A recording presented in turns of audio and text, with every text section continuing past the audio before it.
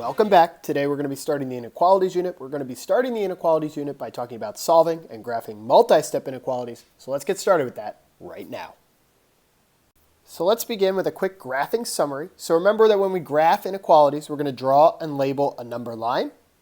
We're going to place an open or closed circle on that number line at the number we have. If we're going to use a closed dot, remember we're going to either have less than or equal to, or greater than or equal to. For an open dot, we'll either have less than or greater than.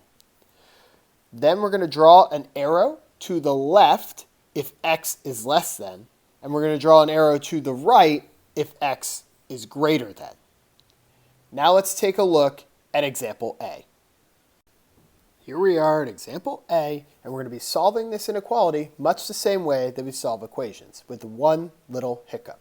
So the first thing we're going to do is draw our wall down from our inequality symbol instead of our equal symbol, and then we're going to look to whether we need to distribute or whether we need to combine like terms. In this case, we need to do both. So we're going to start with distributing by distributing the 2 to the x, the 2 to the 3.5, so 2 times x is 2x.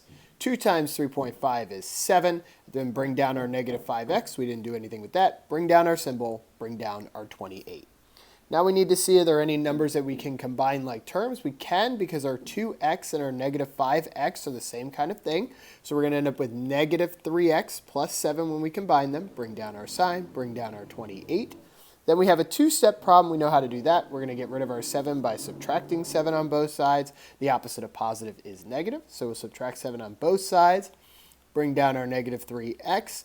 28 minus 7 is going to be 21. Bring down our sign. Then we have a one-step equation. We're going to divide both sides by negative 3. And here's where the little hiccup comes. Remember, whenever we multiply or divide by a negative, then we're going to be flipping our sign. So negative 3 divided by negative 3 is 1, or 1x.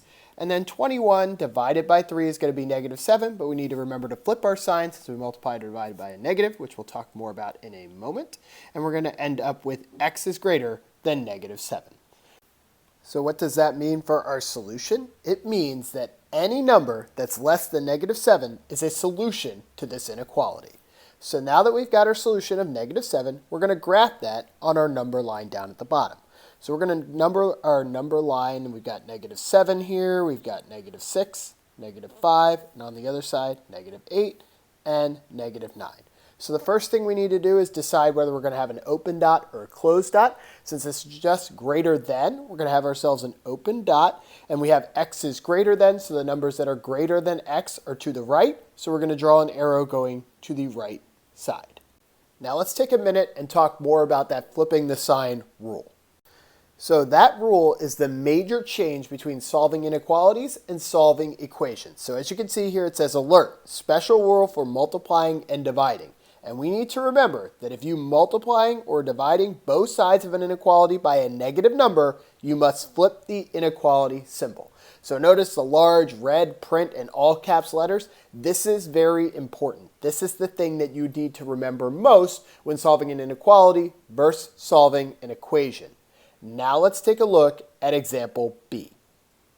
So here we are at example B, and again we're going to be solving our inequality by drawing a wall down from our inequality symbol, but this time we've got variables on both sides. So we have to remember how to solve an equation, or in this case an inequality, with variables on both sides, and we have to remember that special rule about multiplying or dividing by a negative. So we're going to start by distributing. We've got to distribute our negative to our x, our negative to our 3, and we're going to end up with negative x. A negative times a positive is a negative, so we end up with negative 3. Bring down our symbol. We didn't multiply or divide by a negative. Bring down negative 12. Bring down the plus. Bring down the 5x. Our next step is we've got to get all our variables to one side of the equation. We can move either one of the x's. I'm going to get rid of negative x by adding x to both sides of the inequality. Negative x and positive x are going to cancel. Bring down negative 3. Now, I did not multiply or divide by a negative, so my sign stays the same. Bring down negative 12.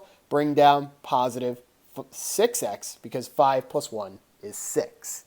The next step in the equation is we got to get all the constants together, so we're going to get rid of that negative 12 by adding 12 to both sides of the inequality. Negative 12 and positive 12 are going to cancel, bring down our 6x. Negative 3 plus 12 is going to give me positive 9. Again, we didn't multiply or divide by a negative, so our sign stays the same. And then our last step of our inequality is we're going to divide both sides by 6.